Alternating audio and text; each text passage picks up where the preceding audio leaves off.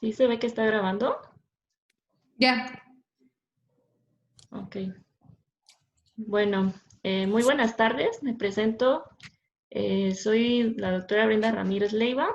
Soy R1 de Medicina Interna. El tema de hoy va a ser enfermedad pulmonar obstructiva crónica. Este tema fue coordinado por la doctora Mari Carmen Lagunas. Si tienen alguna duda durante la exposición, bueno, me la hacen saber.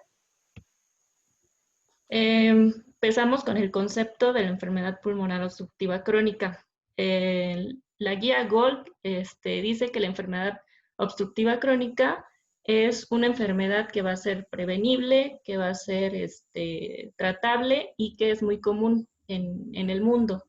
Esta enfermedad se va a caracterizar por tener síntomas respiratorios que son muy persistentes y además por una disminución del flujo aéreo. Esta disminución del flujo aéreo va a ser causado por distintas alteraciones que se van a presentar en las vías respiratorias y alveolares, como vemos en las imágenes. Todo esto va a ser iniciado debido a la inhalación de mayores cantidades de dosis de partículas que van a ser tóxicas para el ser humano. Y aparte, van a depender de los factores internos del huésped, como vamos a ver más adelante. Con respecto a la epidemiología, la guía GOLD también realizó un metaanálisis entre los años de 1990 y el año 2000. En estos clasificó en Latinoamérica distintos países, entre ellos Brasil, Chile, México, Uruguay, Colombia, en los cuales encontró una prevalencia en las ciudades más importantes de cada uno de ellos. En la Ciudad de México tuvo una prevalencia de POC de 7.8%, en Montevideo de 17.7%, Uruguay de 3 a 11%, y encontrando una prevalencia global de 11.7%. En México la prevalencia actual es de 7.8% en personas que son mayores de 40 años. Y con respecto al mundo, a partir del 2012, el EPOC era considerada el cuarto lugar de mortalidad, mientras que estimaciones para el 2020 lo iban a colocar o lo están colocando como la tercera causa de mortalidad y la sexta causa de invalidez. En la mortalidad global es de 3 millones anualmente. El 90% de la mortalidad sucede en Países Bajos y de bajos y medianos ingresos. En una revista del Instituto Mexicano de Seguro Social del año 2019, representan a la carga económica de los pacientes con EPOC como un costo consulta de neumología de hasta 2,100 pesos.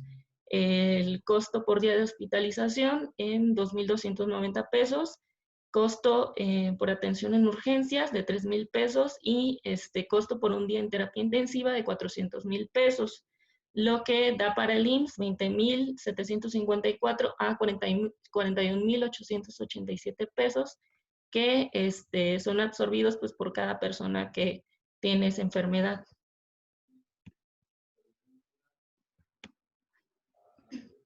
En cuanto a la teopatogenia, como ya les había mencionado anteriormente, el EPOC va a ser causado por inhalación de distintas partículas y gases nocivos. Esto va a originar una inflamación pulmonar. La inflamación pulmonar obviamente va a ser una consecuencia normal en todos los individuos. Sin embargo, en pacientes que están predispuestos o con EPOC, la inflamación pulmonar se va a ver cronificada. Esto debido a que va a haber distintas alteraciones en los mecanismos de reparación que van a provocar que la inflamación pulmonar crónica desintegre o altere pues, el tejido parenquimatoso del pulmón. También debido a alteraciones en el estrés oxidativo, los cuales van a aumentar, van a disminuir los antioxidantes, los cuales pues obviamente eran protectores del parenquima pulmonar, van a aumentar las proteinasas, de igual manera que en el estrés oxidativo, y van a disminuir las antiproteinasas, que igual también son protectoras. Esto va a dar origen a que se acumule gas en el interior del parenquima pulmonar, Va a provocar hiperinsuflación, como lo vamos a ver más adelantito, y pues obviamente la patología del EPOC.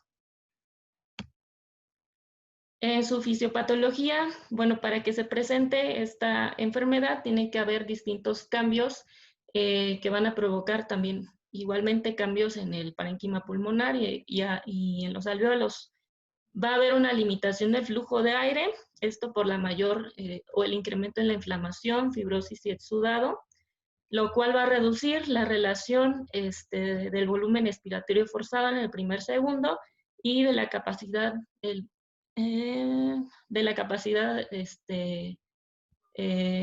volumen forzado también, y esto va a crear lo que ya les comenté, la hiperinflación. Esto va a tener consecuencias en el intercambio de gases, debido a que va a disminuir la ventilación y va a provocar en el sujeto pues, que se presente posteriormente hipoxemia e hipercapnia. En la mayoría de los sujetos con EPOC, no en todos, se presenta hipersecreción de moco. Esto es debido a que la irritación constante por los gases nocivos o por algún otro tipo de partículas va a provocar que haya hipertrofia de las células a nivel de las vías respiratorias. Ello va a provocar también falla mecánica mucociliar y que se presente hipersecreción de mucina. Y lo que ya había comentado en la diapositiva anterior, bueno, el desequilibrio en el estrés oxidativo en cuanto a que van a predominar las proteinasas y van a disminuir las antiproteinasas. Los factores de riesgo. Bueno, esta es una pregunta para todos, quien quiera responder.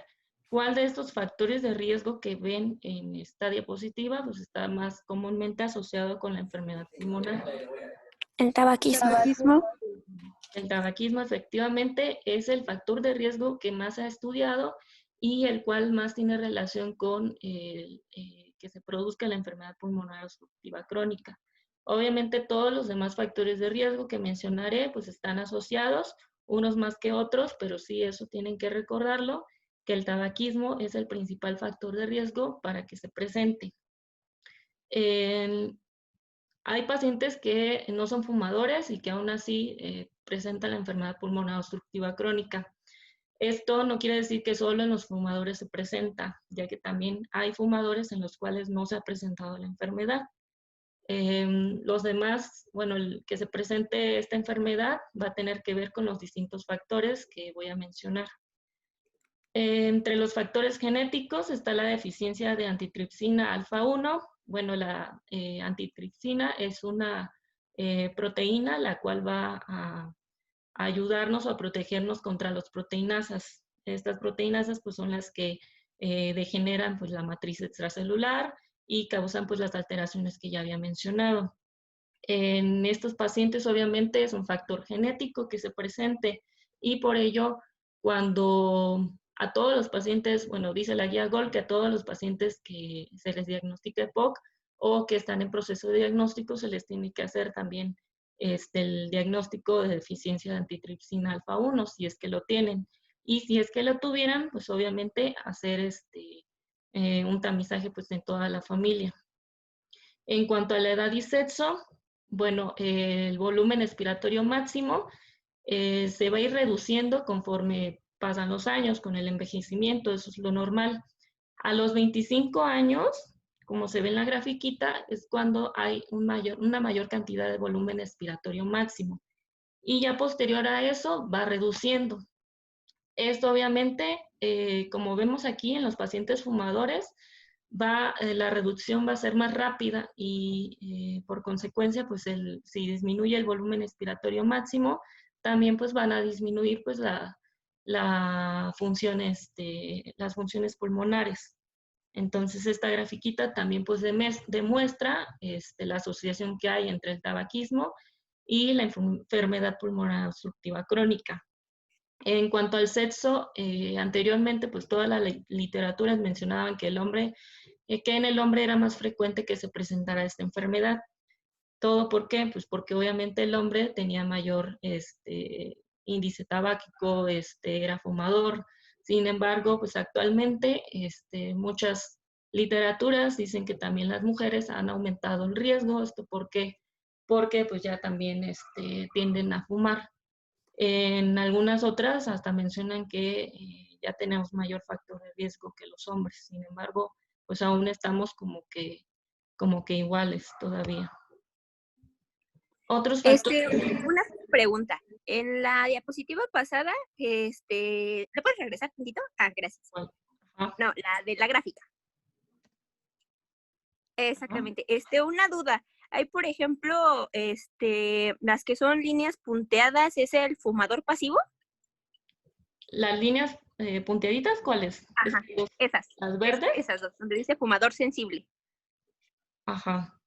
¿Ese es el pasivo? ¿Y el fumador medio te representan las otras, el activo? ¿O qué diferencia tienen en esas dos? De las líneas, el fumador sensible sí es el pasivo. Ajá, ajá. Las líneas puntaditas. Ajá. Y ya las otras, bueno, de hecho es la del fumador medio, es esta, es la línea más chiquita. Ah, ok. Ajá, ajá. Y esta va a indicar, pues, en el fumador que el hábito tabáquico es como que moderado. Ya esta, por ejemplo, pues ya serían los pacientes normales. Ah, ok. La rayita, vale. que no es Gracias. punteada. Pero pues igual, o sea, el riesgo que sea fumador o pasivo o activo, pues es casi lo mismo. Entonces, en ambos, ese factor de riesgo va a aumentar, o mejor dicho, bueno, va a disminuir el volumen expiratorio máximo. Aparte de que la edad lo disminuye, pues eso lo va a disminuir aún más. Ok, gracias. Entre los otros factores de riesgo, la exposición ambiental también es un factor asociado. No se ha...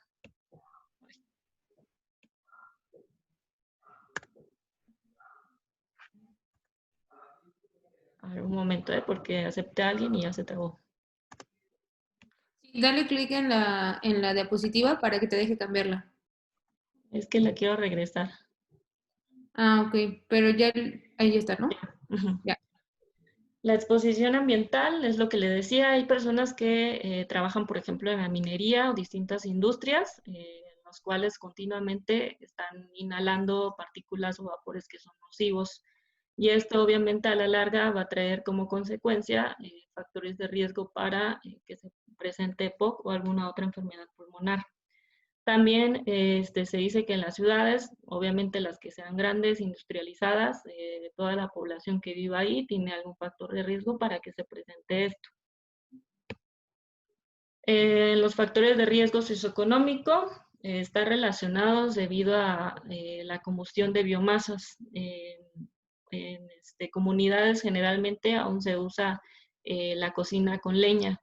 Y eso, igualmente, la inhalación de estos vapores de la combustión puede causar mayor riesgo de que se presente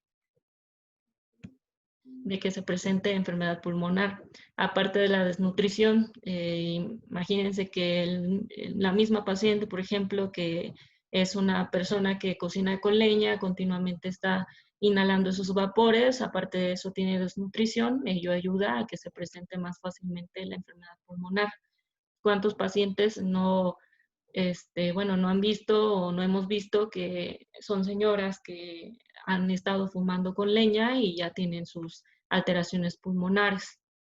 Y las infecciones, bueno, distintas literaturas indicaban que las infecciones de repetición durante la infancia podrían asociarse por una hiperreactividad que se presenta a nivel pulmonar con un mayor riesgo de presentar enfermedad pulmonar crónica. Muchas sí siguen indicando que esto puede suceder. Otras se basan en que más bien es que ya presente el paciente asma o otro tipo de alteración pulmonar, y ello también lo hace más susceptible a que presente enfermedad pulmonar por todos los mecanismos que ya les había comentado. Bueno, aquí vemos en esta diapositiva lo que les decía, el factor de riesgo que pues más prácticamente se asocia a nivel pulmonar es el asma, ya que aumenta el riesgo de presentar enfermedad pulmonar más de 12 veces y esto es debido a una pérdida excesiva del volumen expiratorio forzado en el primer segundo. Las manifestaciones clínicas. Bueno, igual de esta diapositiva, ¿alguien me podría decir cuáles son las 3 manifestaciones clínicas que son más representativas del EPOC? Tos, disnea y producción de esputo. Ajá, exactamente. Esas son las manifestaciones clínicas que más se asocian. Obviamente también puede haber en el paciente con EPOC sibilancias y opresión o sensación de opresión torácica. Pero esas las que quiero que recuerden: la disnea, la tos y la producción de esputo son los síntomas como cardinales. En la evaluación de un paciente con EPOC, nosotros tenemos que realizar un historial médico, esto con la finalidad de descartar antecedentes familiares de alteraciones a nivel pulmonar o alteraciones genéticas, como les había comentado. Tenemos que hacer una semiología del desarrollo de los síntomas, esto para ver cada cuánto se producen, cuánto dura o cómo es, por ejemplo, la producción de esputo, que eso es algo muy importante para guiarnos en el tratamiento, sobre todo las exacerbaciones. Asimismo, pues también si ha tenido antecedentes de exacerbaciones o hospitalizaciones médicas. Si el paciente presenta comorbilidades, muy importante porque las comorbilidades obviamente pueden influir tanto en el tratamiento como pues en el deterioro de la vida del paciente. El impacto en la vida que ha traído pues la enfermedad, las redes de apoyo, si cuenta con redes de apoyo suficientes para sobrellevar esa enfermedad, y la facilidad para reducir factores de riesgo. ¿Esto por qué? Pues obviamente hay pacientes que tienen un hábito tabáquico importante, entonces debemos de ver si el paciente lo puede reducir, de qué manera, porque obviamente pues la reducción o el cese del tabaquismo va a ayudar al control y a evitar pues exacerbaciones posteriores de la enfermedad. Las manifestaciones clínicas, bueno, la exploración física es otro punto importante pues para evaluar a nuestro paciente. Generalmente el paciente lo vamos a ver y el tórax va a estar en tonel. El diafragma bajo, bueno, eso lo vamos a poder pues, observar o determinar con la percusión a nivel torácico. Si el paciente presenta prolongación de la fase inspiratoria, si el paciente presenta la utilización de músculos accesorios, y bueno, tenemos que realizar obviamente auscultación cardíaca y torácica. Esto porque generalmente los ruidos respiratorios y cardíacos pues van a estar disminuidos en el paciente. Bueno, llegamos a la clasificación de esta diapositiva. Como vemos aquí, soplado rosado, abotargado azul. ¿Alguien me podría explicar, por ejemplo, del soplador rosado, cuáles son sus características clínicas? Los que conozcan. ¿Cómo vamos a encontrar un soplador rosado o con una predominante enfisema? Pues el Eclécticos. cuadro clínico Ajá, el cuadro clínico. va a tener pues disnea, tos pues moderada, bueno, como ya mencionó usted, el soplador, bueno, va a estar rosado, taquipneico y no va a estar cianótico. Usualmente va a estar el tórax en tonel y van a estar con una hipoventilación utilizando los músculos accesorios. Ok. ¿Y el abotargado azul? ¿O que hay predominancia de bronquitis crónica? Pues va a haber aquí sibilancias, va a estar edematoso, aquí va a estar pues cianótico y pues va a haber igual una disnea pues intermitente más o menos. Ok. Y puede llegar a haber esputo, creo. Ok. Bueno, esta clasificación creo que no sé si ustedes todavía se las han enseñado. ¿Sí? Sí. Sí. Ok, todavía la han visto. Bueno, esta clasificación se obtuvo debido a que muchos pacientes tenían características clínicas similares. Es decir, pues obviamente había pacientes que tenían características clínicas que pues eran predominantemente de un paciente con enfisema y otros pacientes con características clínicas con bronquitis, como bien las mencionaron. El que le llamado soplador rosado, pues sí, obviamente está caquéctico por el uso continuo de los músculos accesorios. Generalmente la disnea es muy progresiva, y bueno, eso se diferencia del abotargado azul, que ese paciente generalmente es obeso, está cianótico, y lo que más lo representa pues son los periodos de tos y la producción de esputo continuamente. Esta clasificación, bueno, todavía se ha enseñado generalmente, sin embargo, en literaturas actuales, pues prácticamente ya no aparece. En la guía GOLD no se menciona ningún tipo de clasificación ni clasificación fenotípica. Y esto debido a que muchos pacientes ya no tienen como que las características predominantes. Puede ser porque ya han ido antes de que se desarrollen más síntomas, ya han ido con el médico, se les detecta y se les da tratamiento antes de que las desarrollen, sobre todo en los pacientes pues con bronquitis. U otros pues tienen como que similitudes entre una y otra. Entonces, bueno, como quiera la quise poner porque sí, aún se sigue enseñando. Son características clínicas muy como que limitadas a un tipo de paciente, pero pues sí, pues ya prácticamente pues la guía no los menciona. La guía española de enfermedad pulmonar obstructiva crónica del 2017, que es otra de las guías, menciona distintos fenotipos, no menciona solo 2, menciona 4, y esto debido a lo que les decía, a que no siempre se va a presentar como que un cuadro clínico en un solo paciente. Los divide por un fenotipo no agudizador, un fenotipo agudizador con enfisema, un fenotipo agudizador con bronquitis crónica, que cualquiera de estos dos fenotipos puede irse también a un fenotipo que no agudice. Y un fenotipo mixto en el cual se incluye la enfermedad pulmonar obstructiva crónica y el asma bronquial, que como ya les mencioné, pues es un factor de riesgo para que también se presente. En el fenotipo no agudizador, pues es aquel que generalmente tiene exacerbaciones menos de una al año y pues obviamente se tiene mejor pronóstico de vida. El fenotipo agudizador con enfisema, bueno, va a ser aquel que va a tener o va a presentar pues prácticamente el cuadro clínico que ya me describieron de un paciente con enfisema y ambos, el enfisema y con bronquitis crónica, van a tener 2 o más exacerbaciones en un año.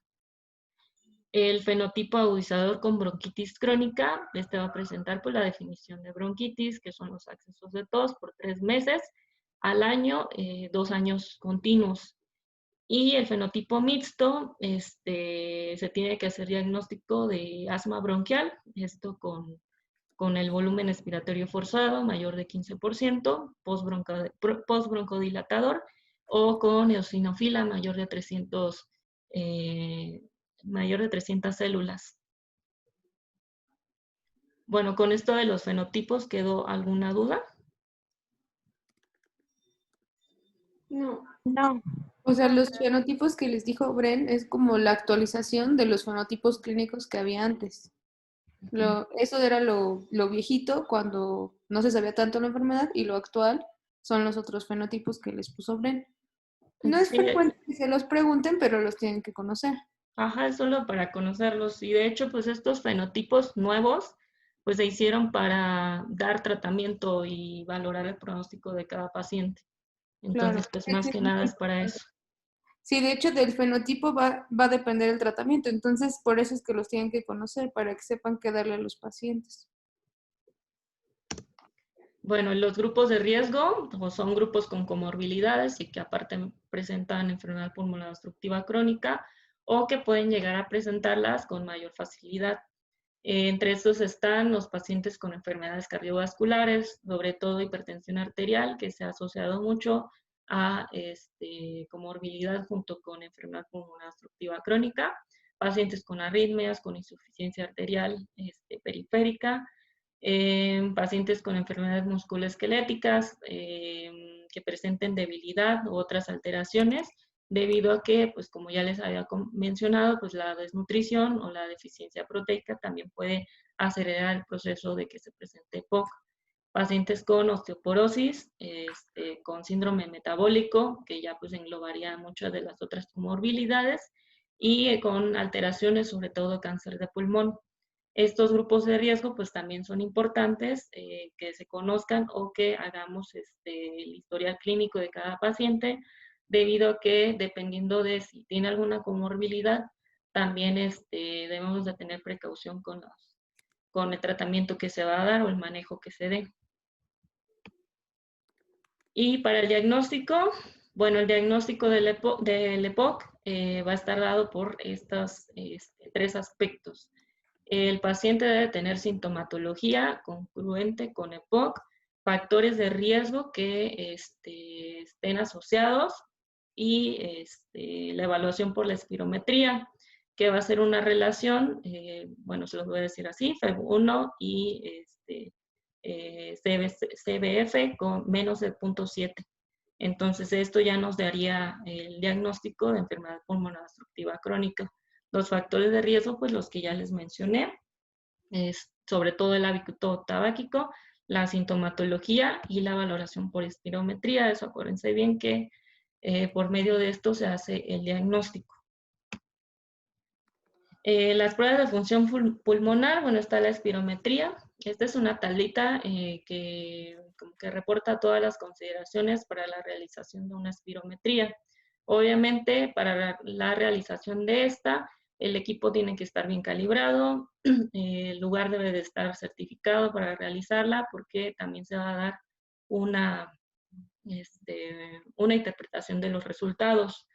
La broncodilatación se puede realizar con 400 microgramos de agonistas beta de acción corta o 160 microgramos de anticolinérgicos igual de acción corta, o ambos combinados. Para tomar el FEV1 se tiene que esperar después de que se dio la prueba con broncodilatador 10 a 15 minutos para realizar la espirometría, y en caso de que se haya realizado con esto sí se realizó con agonistas beta, perdón, o 30 a 45 minutos en caso de que se haya realizado con anticolinérgicos. Y bueno, la evaluación, la presencia de un resultado broncodilatador de una relación menor a 0.7 confirmaría pues la presencia de limitación del flujo aéreo. O sea, no quiere decir, no nos está diciendo que solo la espirometría da el diagnóstico de POC, sino que va a definir como una limitación del flujo aéreo, y por lo tanto pues tenemos que saber los otros factores que ya les comenté, la sintomatología y los factores asociados o de riesgo para dar el diagnóstico. Y bueno, estas tablitas, aquí se representa una espirometría normal y una espirometría en una enfermedad obstructiva, como la del EPOC. En esta línea podemos observar el tiempo en segundos, mientras que en esta línea vertical podemos observar el volumen en litros. Esta pendiente pues nos va a indicar que el FEV1 o el volumen expiratorio forzado del primer segundo, cuántos litros, por ejemplo, pudo haber como captado, por así decirlo. Y ya esta otra línea pues nos va a decir la capacidad vital forzada, también a los segundos. ¿Saben qué significa capacidad vital forzada y volumen expiratorio forzado en el primer segundo?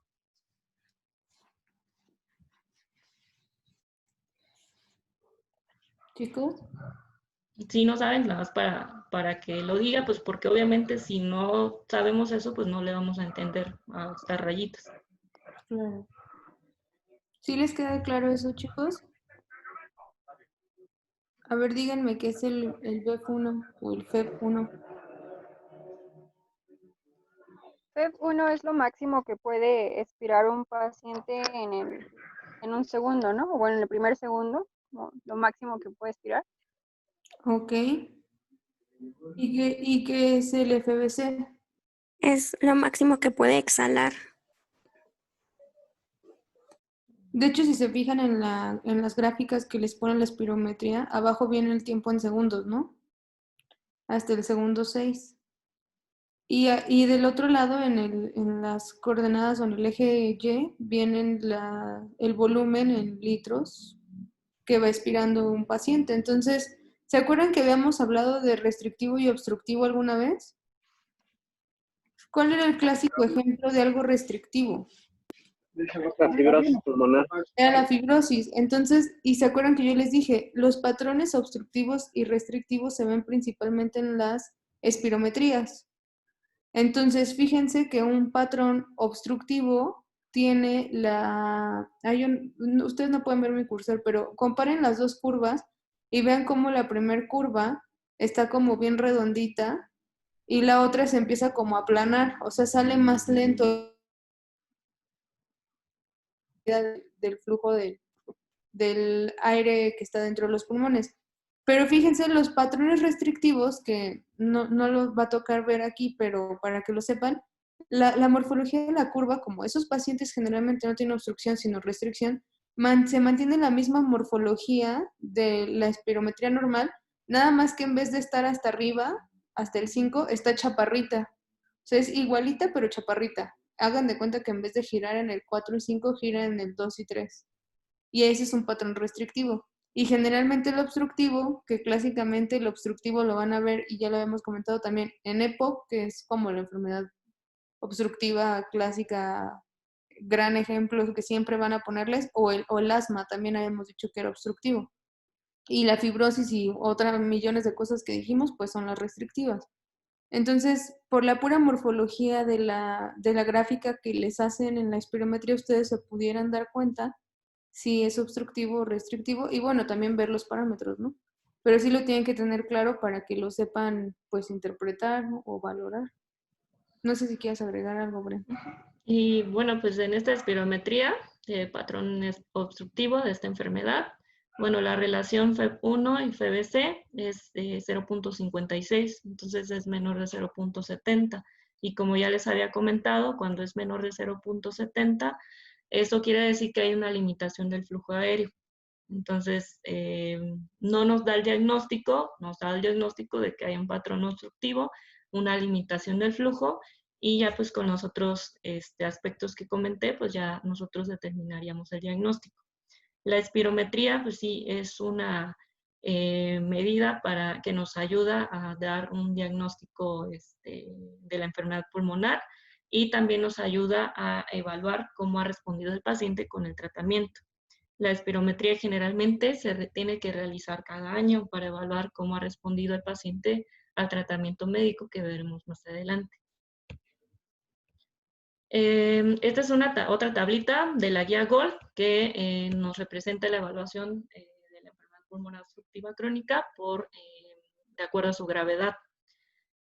Aquí, bueno, nos va a estadificar a todos los pacientes que se les haya hecho la FEB1 y de acuerdo al resultado de esta. Entonces, el GOLD 1 o el estadio 1 se presenta cuando la FEB1 es mayor del 80% del predicho.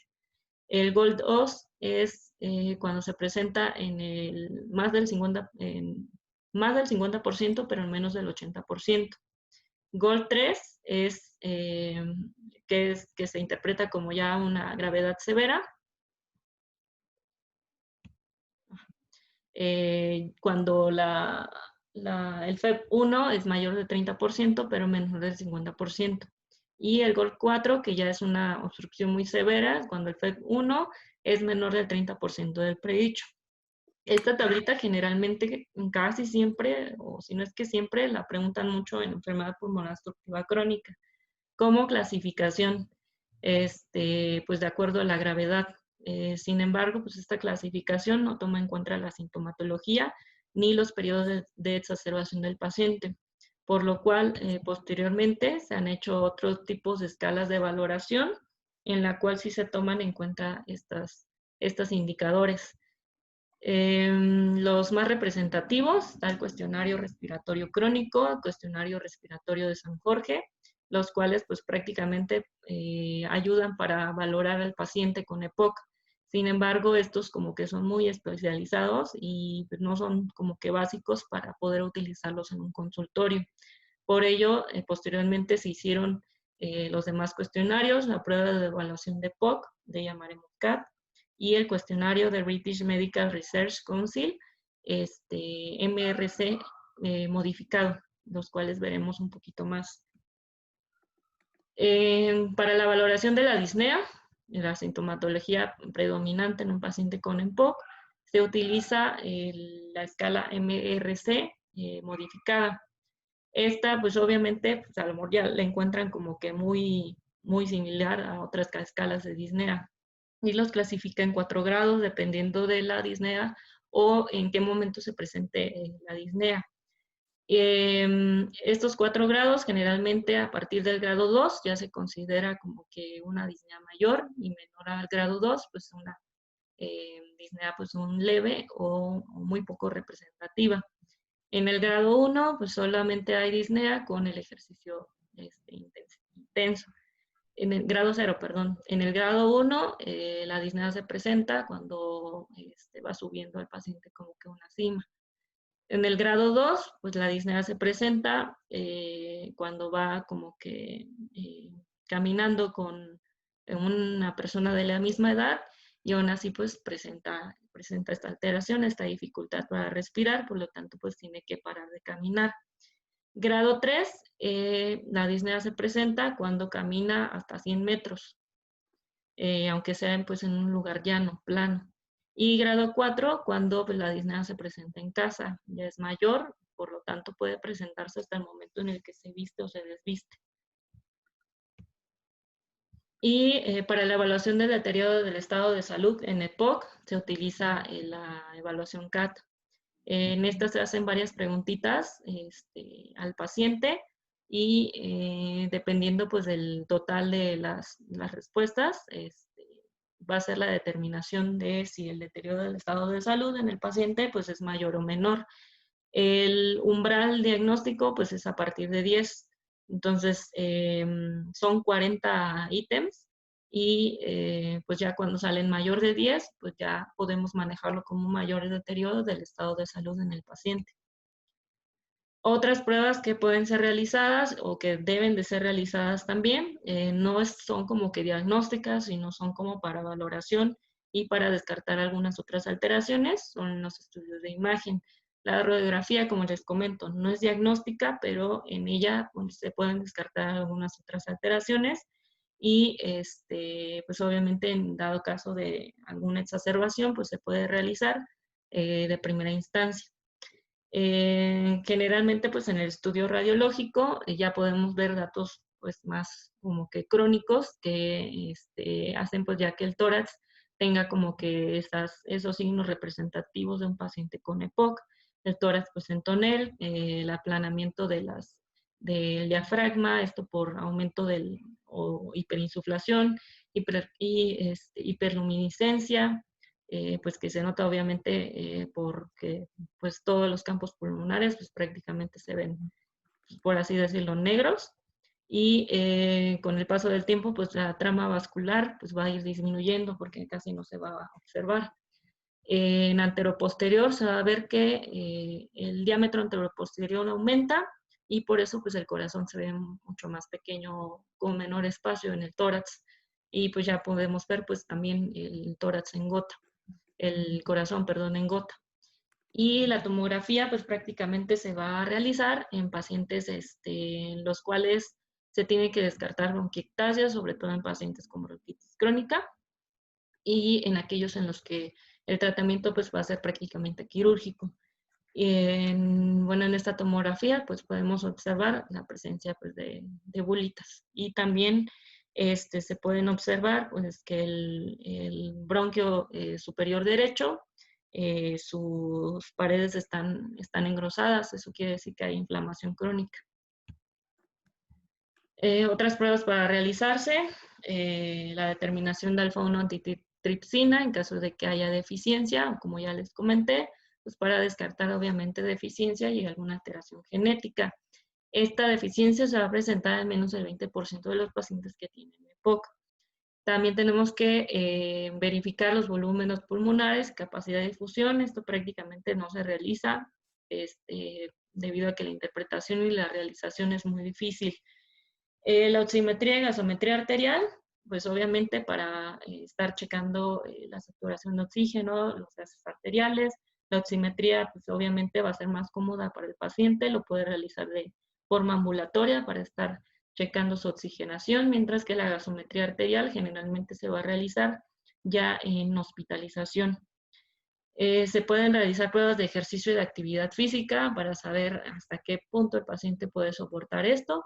Y la realización de biomarcadores, obviamente también igual en hospitalización o de forma ambulatoria, pero con chequeo médico, determinando PCR, procalcitonina, para valorar la inflamación y la determinación de eosinófilos. Actualmente se supone que se tiene que estar realizando la determinación, esto con la finalidad, como veremos más adelante, de saber si podemos dar tratamiento con corticosteroides inhalados, en qué momento los podemos dar.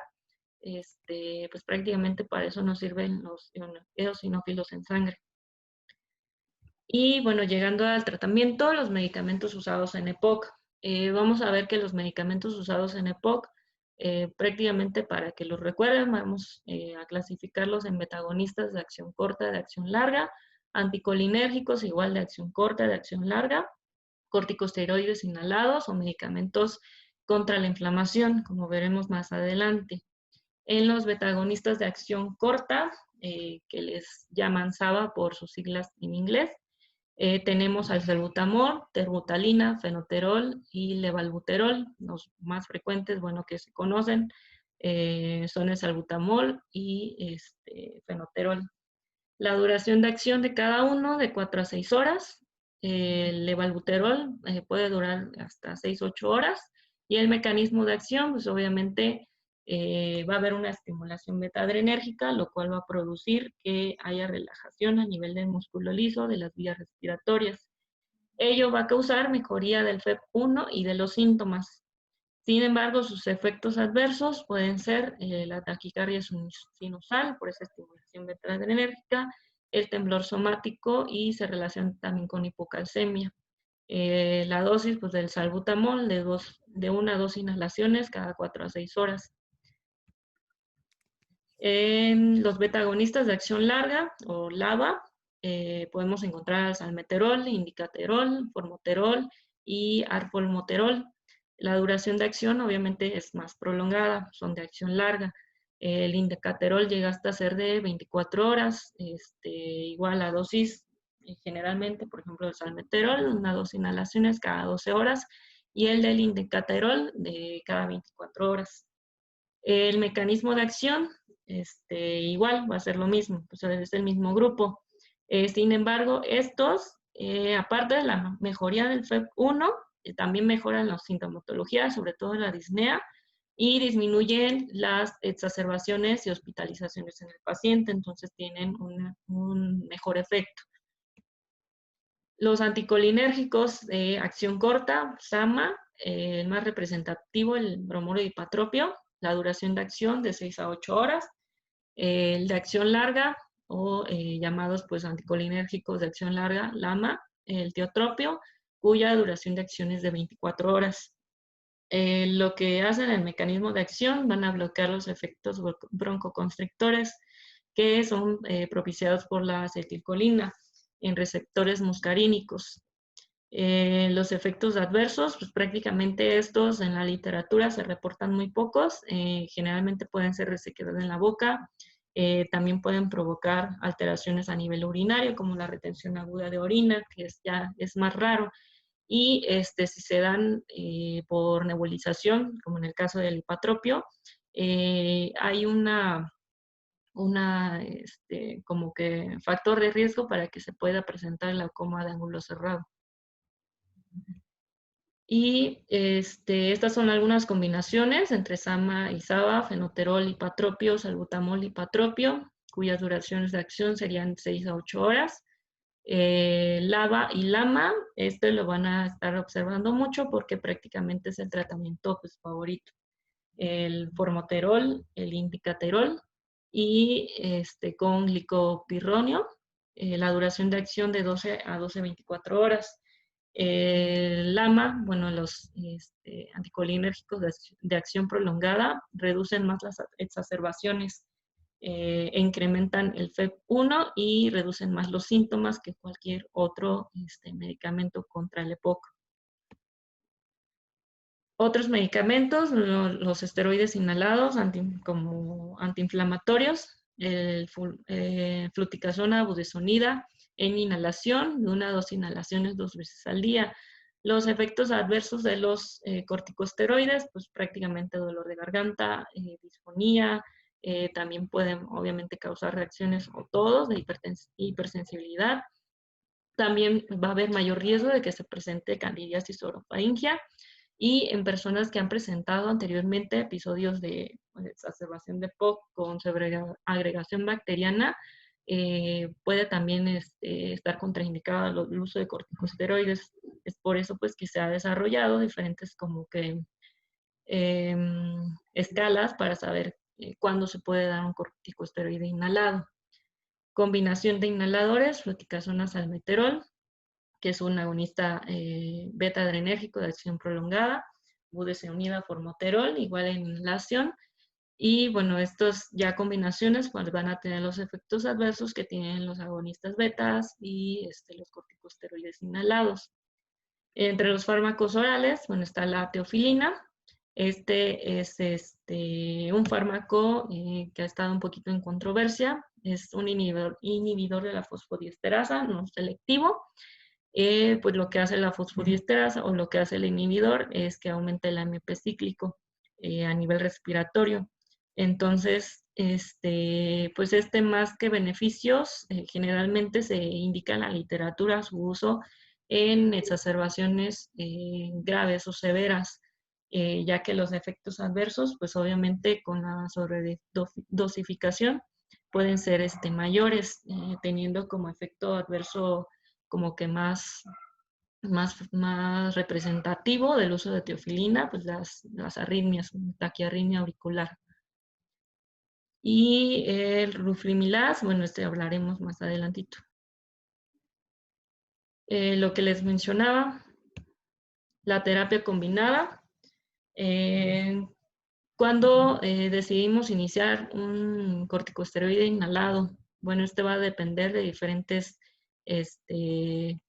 pues de diferentes factores. Se puede considerar usar cuando la exacerbación de POC es moderada y se presenta una vez al año, por ejemplo, o cuando los eosinófilos en sangre van de 100 a 300 células por microlitro. Como les había comentado, para el uso de corticosteroides inhalados actualmente se utiliza la cuantificación de eosinófilos. ¿Cuándo sí se tiene que usar? Pues en pacientes que han tenido historiales consecutivos de hospitalizaciones por exacerbaciones de POC, cuando tienen más de 2 exacerbaciones que son moderadas en un año, y cuando los eosinófilos en sangre son mayor de 300. Aparte, pues obviamente van a ayudar mucho si tienen como que el fenotipo que les había comentado, que es de asma y EPOC, porque pues como sabemos en el tratamiento del asma la piedra angular son los corticosteroides, no así en el EPOC. ¿Y cuándo debemos de evitar usar los corticosteroides inhalados? Bueno, cuando el paciente, como les había comentado, ha tenido neumonías anteriormente o han sido de repetición estos eventos, cuando los eosinófilos en sangre son menores de 100 y cuando tiene alguna micobacteria sobreañadida. Entonces, en estos casos no se debe de usar porque obviamente pues, puede tener mayor riesgo de que se presenten o sobreagregación bacteriana, porque pues si sabemos, pues los esteroides sí son antiinflamatorios, pero provoca ese efecto con la inmunodepresión. Entonces lo van a hacer como que pueden hacer que el paciente tenga resistencia bacteriana en un futuro o que se haga más, si ha tenido neumonías de repetición anteriormente, que pues tenga un factor de riesgo para que se presente nuevamente esa sobreagregación bacteriana o micótica. Y la terapia inflamatoria, bueno, ya les había comentado, los esteroides inhalados, los esteroides orales, generalmente prednisona, 40 miligramos por 5 días, y esta se utiliza en las exacerbaciones, como veremos. Los inhibidores de la fosfodiesterasa 4, como les había comentado, el roflumilast, perdón, estos son vía oral, y pues lo que hace es muy similar a lo que hace la teofilina, pero estos son selectivos. Entonces, estos también se pueden utilizar en caso de exacerbación de POC, que sea grave o severa. Los efectos adversos que tienen pues prácticamente son gastrointestinales. El uso de antibióticos, vamos a ver pues, más adelante cuándo podemos usar antibióticos, sobre todo en las exacerbaciones. Y el uso de mucolíticos como la ardosteína, N-acetilcisteína, los cuales pues se pueden usar, sin embargo la guía GOLD pues no respalda su uso, es más indica que no se deberían de usar. Y bueno, en esta tablita vemos el tratamiento del EPOC compensado. Esta tabla pues es muy fácil porque ya determinando los grupos en los que cada paciente se encuentra, podemos dar o iniciar el manejo al paciente con EPOC. Entonces los grupos van a depender de las evaluaciones que ya les había comentado, el CAT y el MRC modificado. Y aparte pues dependen de si ha tenido exacerbaciones anteriores. Entonces en el grupo A, que son los pacientes que presentan un CAT menor de 10, que es el umbral, como les comenté, o un MRC modificado de 0 a 1 y que han tenido una exacerbación o ninguna en el año y no han sido admitidos en el servicio de urgencias o hospitalización. La guía dice que se puede usar cualquier broncodilatador, no especifica cuál, solo que sea un broncodilatador o de acción larga o de acción corta, y que obviamente ese broncodilatador que se utilice debe de disminuir la disnea del paciente. En cuanto a pacientes del grupo B con un MRC modificado mayor de 2 y un CAT mayor de 10, es decir, que ya tienen alteraciones en el estilo de vida, y igual que siguen, que no han presentado exacerbaciones o una exacerbación, lo que se recomienda es usar un broncodilatador de acción prolongada o agonista beta o anticolinérgico. En el grupo C, igual con esta valoración de CAT menor de 10, MRC modificado de 0 a 1, pero ya que han tenido más de 2 exacerbaciones o una hospitalización, se tendrían que utilizar LAMA, broncodilatadores anticolinérgicos de acción prolongada. Y en el grupo D, ya en el cual ya tienen alteraciones o deterioro en el estado del paciente, ya han tenido mayores exacerbaciones o hospitalizaciones, ya se usa LAMA o una combinación de LAMA con LABA.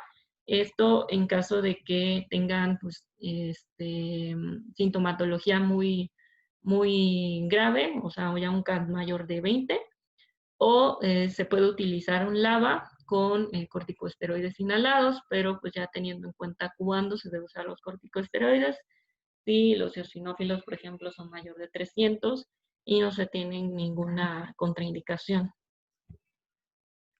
Y en cuanto al seguimiento farmacológico, va a depender de la sintomatología del paciente, en este caso de la disnea, y también de si presenta o no exacerbaciones. Entonces, si tomamos en cuenta que el paciente empieza con un broncodilatador de tipo LABA o LAMA, si presenta una disnea de tipo persistente, pueden usarse una terapia dual, o sea, ambos broncodilatadores. Y si persiste con la disnea, tenemos que investigar otra causa de la disnea, por ejemplo. O podemos iniciar algún otro tipo de medicamento, como los que ya mencioné. Para desescalonar, en caso de que el paciente utilice LABA más corticosteroides inhalados, bueno, se tiene que desescalonar si el paciente tiene alguna contraindicación, o sea, que haya tenido neumonías o algo por lo que no se deba dar el corticosteroide inhalado. Entonces ya se pasaría en vez de esta terapia a la terapia de LABA con LAMA. Y en caso de que no tenga ninguna contraindicación con LABA y corticosteroides inhalados, pero continúe con disnea, se puede usar triple terapia, corticosteroides inhalados, LABA y LAMA. Y en caso de exacerbaciones, igual si tiene esta terapia, LABA o LAMA, podemos usar, si continúan las exacerbaciones, terapia dual, o si continúan las exacerbaciones y los eosinófilos son mayores de 100, puede ya agregarse un corticosteroide inhalado. En caso de que a pesar de la triple terapia continúe el paciente presentando exacerbaciones, se puede optar por el uso de medicamento vía oral, como el ruflumilas, como ya lo comenté, que es un inhibidor de la fosfoliesterasa 4. Y también hay que valorar el uso de acitromicina de forma prolongada, ya eso lo veremos más adelante. Para desescalonar, igual, si está usando LABA o corticosteroides inhalados, bueno, se tiene que ver si tiene contraindicaciones, y si sí las tiene, ya se pasa a terapia dual con LABA y LAMA. Y en cuanto al tratamiento no farmacológico, bueno, obviamente los más importantes es que el paciente deje de fumar. El que deje de fumar, un paciente con hábito tabáquico y EPOC, va a ayudar mucho a que se eviten las exacerbaciones en este paciente. Se pueden utilizar productos de reemplazo de nicotina, como las gomas o los parches, y los cigarrillos electrónicos, bueno, estos definitivamente no se tienen que usar porque pues ya con investigaciones actuales tienen un compuesto, no recuerdo ahorita cómo se llama, que puede pues simular también los efectos de un paciente con hábito tabáquico y las repercusiones de este mismo. Y fármacos que se pueden utilizar: bupropión, varenicilina, nortriptilina. Las vacunas también son muy importantes para que el paciente con EPOC se las tiene que colocar. La vacuna de influenza, ya que reduce la asociación con enfermedades graves, y la antineumocócica, esta en mayores de 65 años, pero si tienen EPOC y otras comorbilidades, si son menores de 65 años, también se puede colocar. Valorar también terapia con oxígeno en estos pacientes, ya que generalmente pueden presentar hipoxemia arterial. ¿Esto cómo lo vamos a ver? Pues obviamente con el estudio de los gases arteriales. Si el paciente tiene una presión arterial de oxígeno menor de 55, una saturación menor de 88, o si su presión arterial de oxígeno es mayor de 55, pero menor de 60, y si tiene además de esto hipertensión pulmonar, edema periférico o policitemia con una creatinina mayor un hematocrito, mayor de 55%, se debe prescribir oxígeno suplementario, y el oxígeno suplementario debe de mantener una saturación mayor del 90%. Se ha establecido que el uso del oxígeno suplementario debe ser por más de 15 litros al día. Esto debido a que disminuye el riesgo de presentar hipertensión pulmonar. Y esto se debe revalorar en 60 a 90 días con gasometrías arteriales. Y en cuanto al tratamiento de un EPOC exacerbado, bueno, el EPOC exacerbado lo vamos a definir como un empeoramiento de los síntomas respiratorios, en los cuales ya se les agrega otra terapia, otro tratamiento farmacológico. Se pueden clasificar de acuerdo a su gravedad. Bueno, hice esta tablita para que observen como qué signos y síntomas va a presentar de acuerdo con cada una de la clasificación. Si el paciente presenta una frecuencia respiratoria de 20 a 30, pero no usa musculatura accesoria, no tiene alteración del estado mental, la oxigenación mejora con la implementación de oxígeno suplementario con mascarilla, y no presenta hipercapnia, lo vamos a considerar como un paciente sin insuficiencia respiratoria, de acuerdo a la guía GOLD.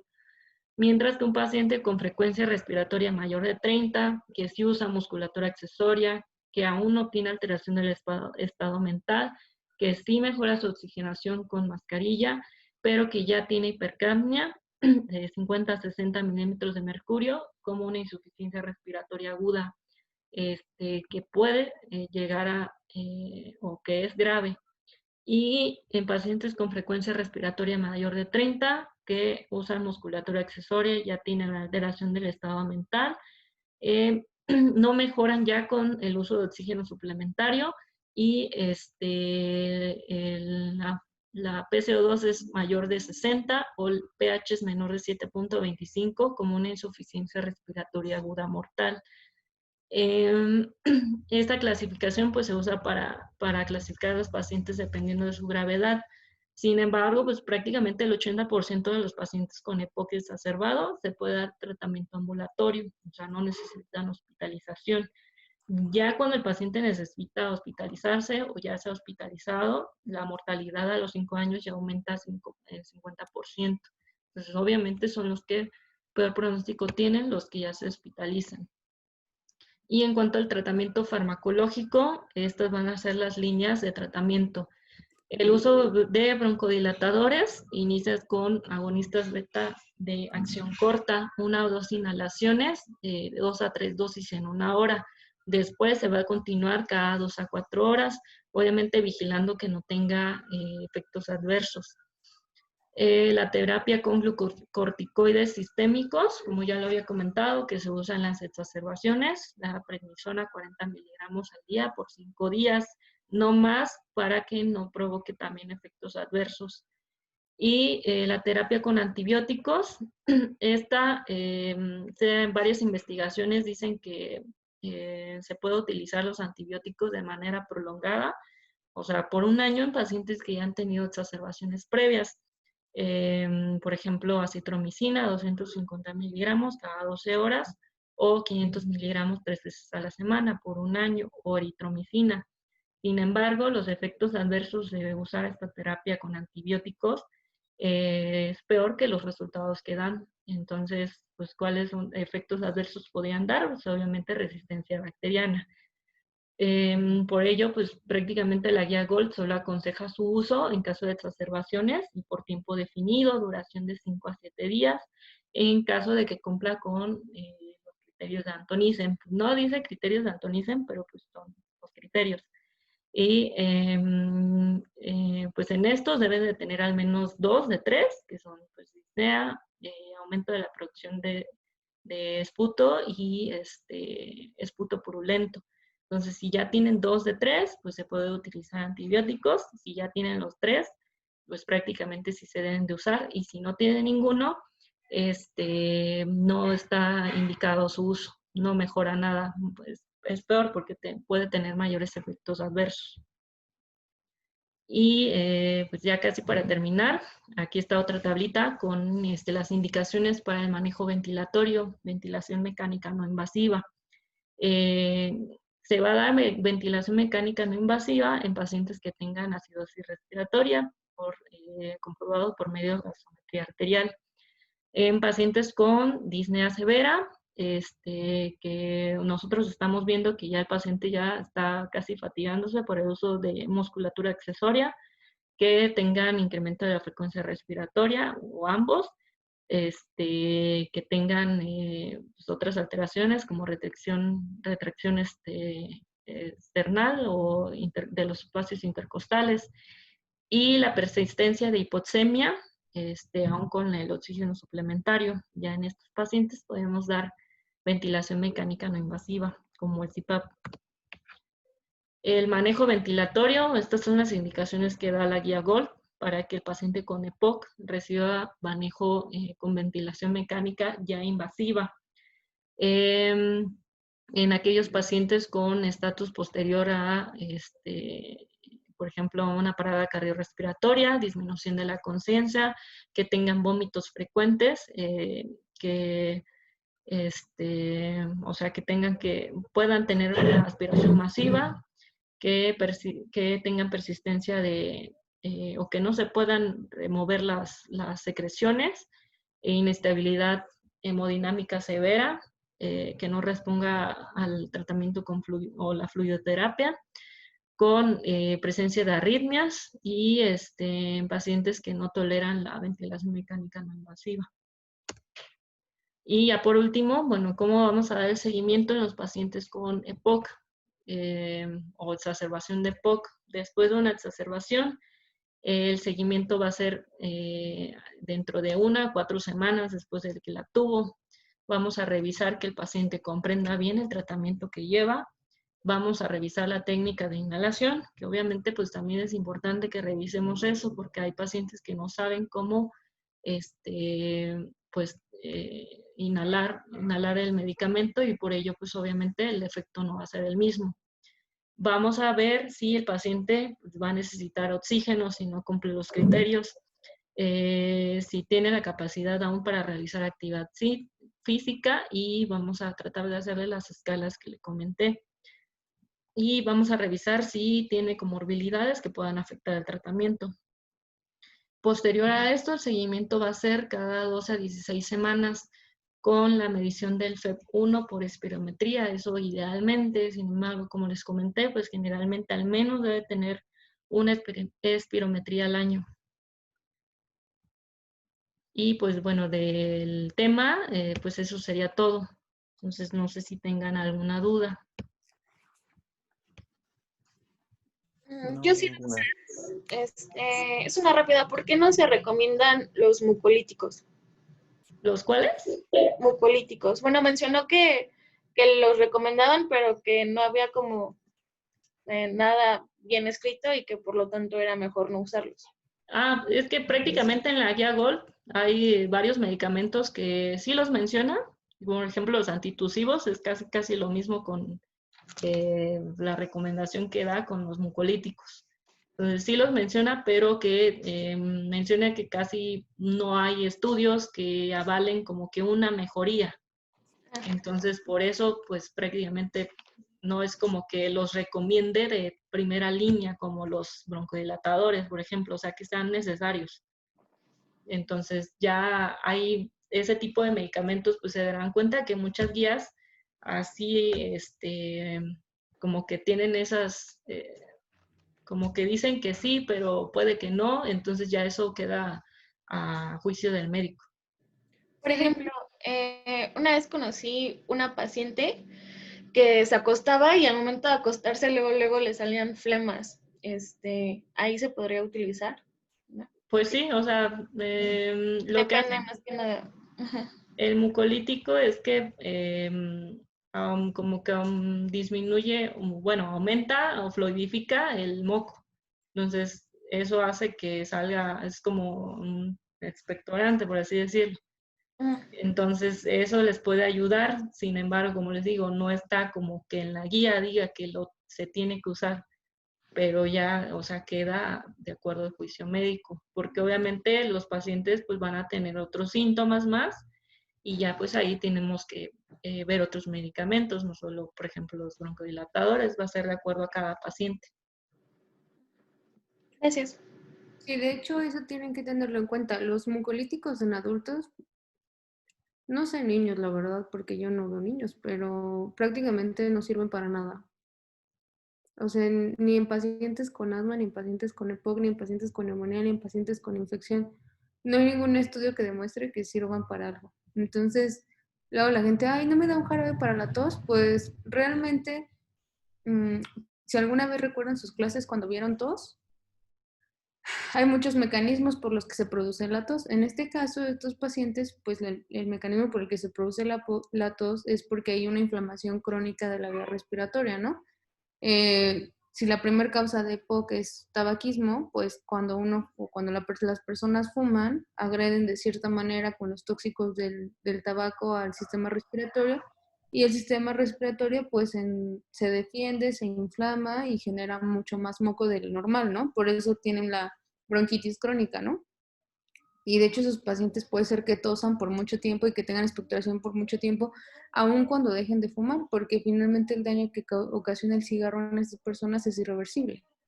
Entonces, ese es el mecanismo. Aunque le des el mucolítico, no se le va a quitar. Si sigue fumando, no se le va a quitar la tos nunca, porque sigue fumando. Y aún dejando de fumar, si ya tiene cierto daño, tampoco se le va a quitar. Entonces, no se le va a quitar. Pero en cierta forma, ¿por qué los LAMA, o sea, los anticolinérgicos, sí pueden disminuir un poco la expectoración de sus pacientes? ¿Cuál es el mecanismo fisiopatológico por el que pueden disminuir la expectoración? Piénsenle tantito en sus clases de farma.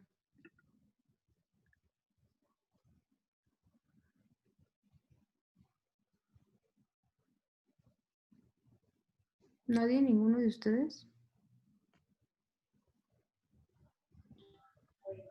¿Quiénes producen el moco?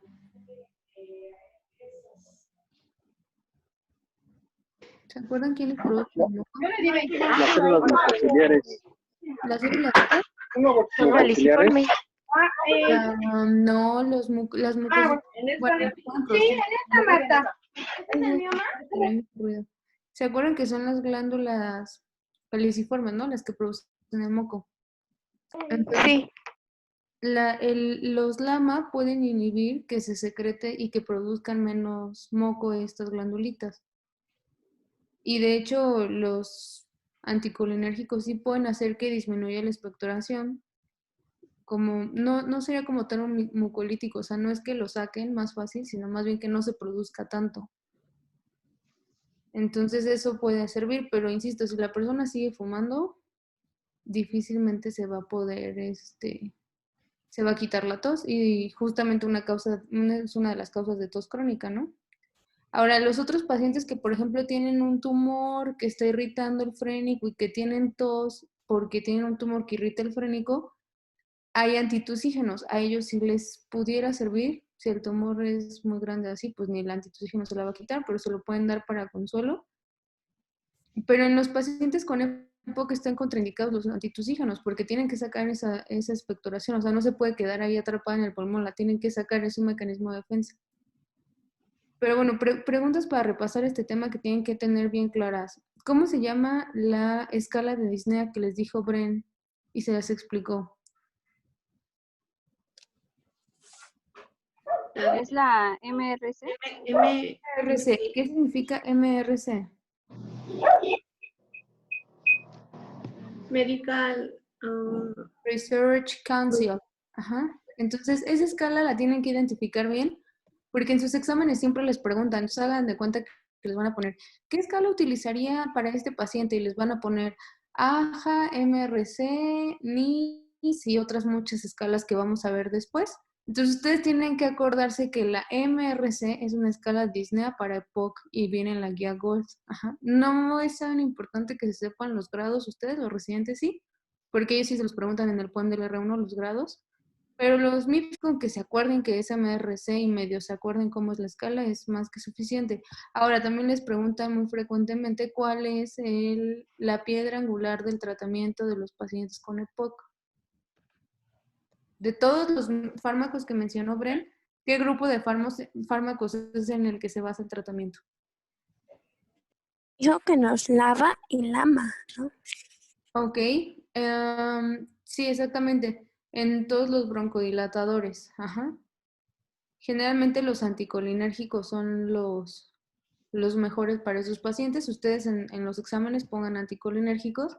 Y también otra cosa que les preguntan mucho, por ejemplo, no viene el tema aquí como tal asma, pero acuérdense que en asma la piedra angular de tratamiento es esteroide inhalado. En los pacientes con EPOC no. Se los dijo claramente Brenda, se da el esteroide inhalado solo en exacerbaciones y también se les da sistémico oral en exacerbaciones. Oral se prefiere antes que el intravenoso en estos pacientes exacerbados. Ajá. Entonces, piedra angular del tratamiento son los anticolinérgicos, ajá, o los broncodilatadores anticolinérgicos. Pueden usarlos de acción larga como de base, así como la insulina de acción larga. Y en exacerbación o síntomas pueden usar los de acción corta, así como la insulina de acción prolongada y las rápidas, y algo parecido. También les preguntan cuáles son las 3 medidas que disminuyen la mortalidad en estos pacientes. Esa es como clásica pregunta del ENARM. Que sí hacen que la gente que tiene POC se mueran menos.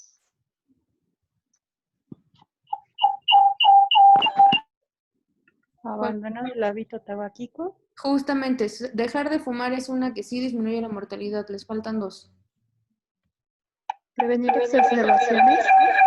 No, fíjense que para prevenir exacerbaciones también se las preguntan. ¿Cuál es la medida o los fármacos que más previenen las exacerbaciones?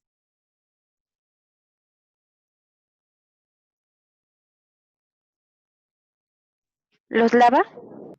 No, los LAMA también. Los anticolinérgicos son los que previenen exacerbaciones y hospitalizaciones. Ajá. Pero les faltan 2 medidas para... Entonces, piedra angular es tratamiento LAMA y también son los que más previenen exacerbaciones y los que más previenen hospitalizaciones, por exacerbación, obviamente. Les faltan 2 medidas que sí disminuyen la mortalidad. ¿Oxígeno? ¿Las vacunas? ¿Uso de No, oxígeno? el oxígeno domiciliario 16 horas al día también disminuye la mortalidad. Y hay otra que no es muy frecuente que les pregunten, pero la tienen que saber, que es la bulectomía o el tratamiento quirúrgico de los pacientes con EPOC, o sea, cuando los meten a reducción de volumen pulmonar y les quitan las bulas los cirujanos cardiotorácicos. Eso también es algo que disminuye la mortalidad en estos pacientes. Entonces, esas 3 cosas, la que generalmente les preguntan es dejar de fumar. Entonces, principal factor de riesgo, pues ya saben, tabaquismo, ¿no? ¿Cómo se hace el diagnóstico de POC? Eso es muy importante. O sea, le pueden tomar radiografía, los síntomas, el fenotipo, lo que quieran, pero ¿cuál es el estudio el gol estándar para diagnosticar EPOC? ¿La espirometría? Espirometría con broncodilatador. Exacto. ¿Y estos pacientes responden o no responden? No responden. No responden al broncodilatador, los asmáticos sí responden, ¿sale? Entonces, ¿qué estudio primero le pedirían a un paciente con EPOC? Así ¿Una como, radiografía? exacto, inicial siempre le piden una radiografía y si la clínica y la radiografía te dicen, no, pues sí parece un EPOC, pues ya le mandan la espirometría. El de elección siempre es la espirometría, ¿ok? No se vayan a confundir con eso, porque siempre les preguntan, ¿cuál es el estudio inicial? Y luego les preguntan cuál es el estudio de elección. Y bueno, ya comentamos en el tratamiento, creo que Brenda les explicó con bastante detalle el tratamiento, pero que se quede en su cabeza que los LAMA es lo más importante que le tienen que dejar a estos pacientes y que no a todos se les da esteroide. Ajá. A estos no. ¿Tienen alguna otra duda? Sí, ¿podría repetirlo de cuáles son las 3 medidas? Dejar de fumar, oxígeno 16 horas al día y El bulectomía. oxígeno y el tratamiento quirúrgico. Ok, gracias. Esas son las 3 que están descritas. Creo que nada más. Los antibióticos profilácticos no están indicados, es decir, no toman antibiótico todos los días para que no se exacerben. Solo si se exacerban, pues ya se les da el antibiótico que bien les dijo Bren, que antibióticos. Y pues básicamente es eso. Este tema no es tan complicado. Es como de los bonitos fáciles, ¿no? De todas formas, les voy a subir la presentación y una actividad y les mandamos el videíto para que puedan repasar la clase. Y pues ya vemos cuando reprogramamos la de neumonía, que son los 2 temas como de neumo que vemos. ¿Sí? Y pues les mando al ratito el link para que quieran entrar a la clase de los residentes que hoy es de hiperparatiroidismo. Y si no, pues nos vemos mañana. ¿Vale? Sí, Muchas doctora, gracias. gracias. Gracias. Gracias por la clase, Bren. Estuvo bien, muy bien. Ya te mandé tu cartita a tu teléfono. Bueno, pues nos vemos mañana. Bye a todos. Bye. Bye bye.